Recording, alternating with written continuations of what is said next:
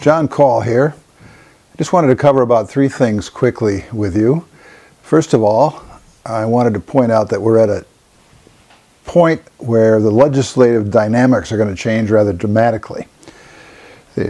We have the first committee deadline coming up next Friday, the second one a week later, and then soon following that will be the third committee deadline, which shuts down all spending committees and taxation committees.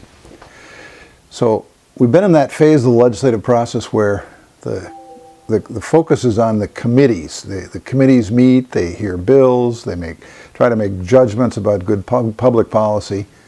Pretty soon things are going to shift over to the state capitol, and all the action is going to be on the House and Senate floors for the big omnibus bills and all the policy bills that have survived the process. That's when things get a little less policy-oriented and a lot more political, and that's where the trade-offs occur. So pretty soon the state office building will be almost empty, and the state capitol will be full of all the people who used to be hanging around committee hearing rooms. The thing that makes that kind of hard to imagine right now is the fact that the Capitol's kind of, as I think I might have mentioned before, like a trash compactor.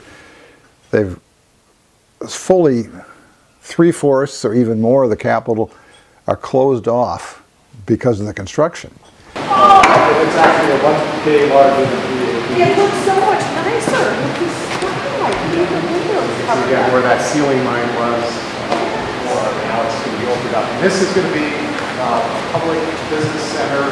Too much stuff.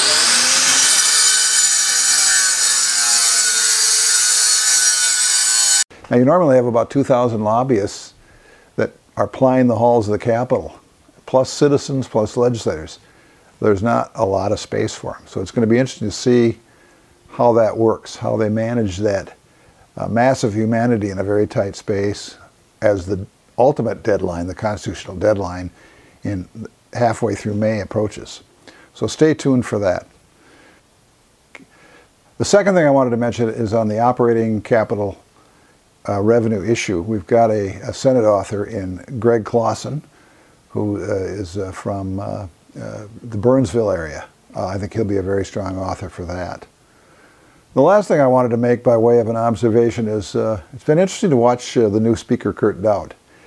He's really defined himself in a way that I think is going to be appealing to a lot of Minnesotans. He's charting a different course. He's not letting the party chair tell him how he ought to distribute the surplus. He's taking his own counsel. I think he's looking at the people of Minnesota as his base more than he is the party. And the Speaker needs to do that to a greater degree than anyone else because it is a statewide position. He's shown to have to be something of a conciliator. He wants to work across aisles. We'll see what happens in the next 2 months, but I've been impressed with how he's defined himself in the first 2.5 months. Good morning from the state capitol. Peg Larson here. It's been another interesting week and things have really sped up. House File 2 was heard in the Senate yesterday and it was a tickets-only event. They actually did a couple bills that have that last in, first out and teacher licensure. It was laid over for possible inclusion and I think it actually got a much warmer reception than it did in the House. Once again, that's going to be a big subject here this session, and we'll see how it goes because it may end up in a conference committee bill. Representative Christensen has a bill for operating capital. He received an informational hearing only to just let people know the need. The fiscal committee does not have a target. The targets come from the Department of Management and Budget, and I understand that they'll be down by March 24th, which is the day that they actually end this section of session. And the target is the amount of money that can be spent in the subject area or in a committee. So Education Finance will get a target and then we'll know how much money can go into things like operating capital or special ed or things like that.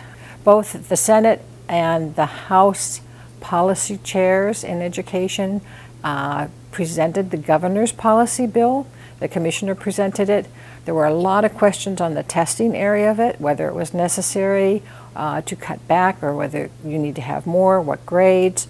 It was a very interesting discussion, and that was really the testiest, no pun intended, part of the bill. As of next week, both chairs and the policies will be presenting their version of the omnibus policy bill. However, on Friday of next week is the first deadline for bills to be heard in the House of Origin for policy. And then the next Friday is for the flipped House. So if your bill originated in the House, you would have to have a hearing in the Senate during the next week. But they're putting their bills out there so we can get a look at them and see what they deem important. It's going to be an interesting week again next week, a lot of long days, evening hearings so that bills can be heard, and we will keep you informed as to how ours are going down the trail. Have a great weekend. Thank you.